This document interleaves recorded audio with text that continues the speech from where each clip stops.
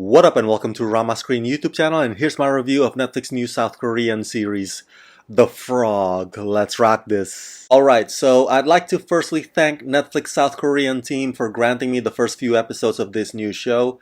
They've asked me to not spill any spoilers, which I will happily oblige to. And here's the thing.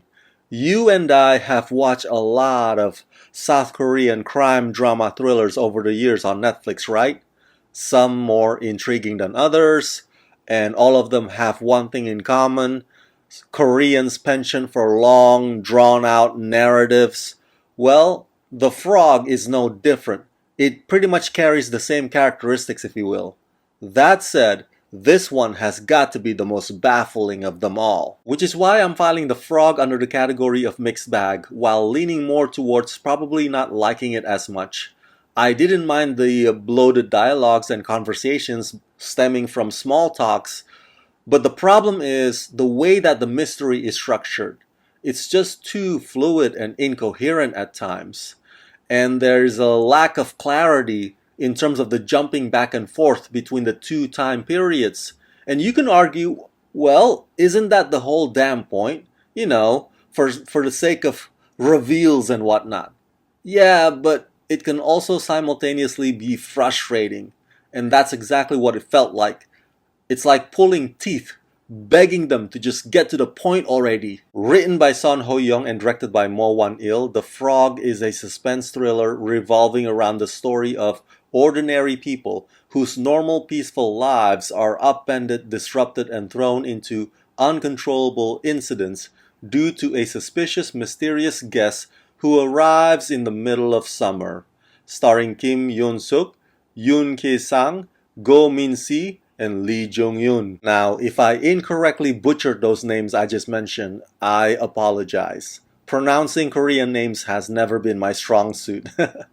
But back to The Frog. The whole philosophical thought of, if a tree falls in the forest and no one is around to hear it, does it make a sound? Well, I mean, that's cute the first time around, but it being repeated over and over again at the beginning of every episode gradually starts to sound like nails on a chalkboard. And look, I'm a big fan of Ain't No Love in the Heart of the City just as much as the next person. But the overly use of that song on this show just kind of dilutes the meaning and the purpose of it, you know what I'm saying? And that's just criticism on the surface. And I get it. Sometimes a story would use those tools as a way to re-emphasize again and again what they're trying to convey. But it can also be off-putting when you keep hammering the audience's head with it.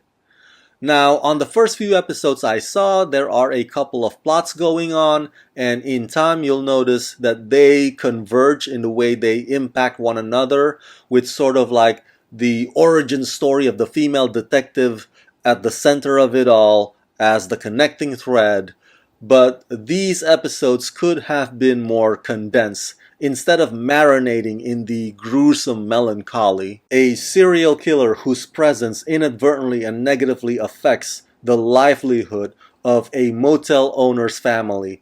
That whole plot is depressing and disturbing and devastating, but I keep getting pulled away by this other situation with a vacation renter and a certain sociopathic beautiful lady. And eventually, that storyline overshadows the former, and I find the battle between the renter and the hottie to be a lot more dominant and a tad bit more interesting. And of course, just like most Korean dramas, this too just has to give us too much information about what vacation rentals are and the economic struggles of those who run such places, and it goes into all kinds of unnecessary expositions that get under the skin of impatient folks like me. I know, it's never fair to judge an entire show based on just the first few episodes, but I can tell you that in under just 4 episodes, The Frog fails to make me curious enough to see what would happen next. The characters frequently have these hilariously violent imaginary scenarios in their heads, which are somewhat amusing. But just like the song and the philosophical thought I spoke of earlier, those imaginations also wear out. they almost become like a desperation where they're like, hey, you're not falling asleep, are you? Do we still have your attention?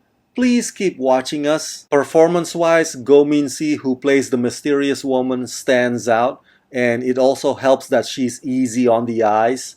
But ultimately, the frog's wobbly storytelling structure is not solid enough to keep me from wanting to change the damn channel. So yeah, overall I give The Frog the rating of 2.5 out of 5. This is probably one of my least favorite South Korean Netflix shows.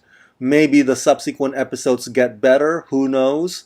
But you'll have to find that out for yourself because I'm not sticking around and I'm ready to move on to anything out there that's hopefully more compelling.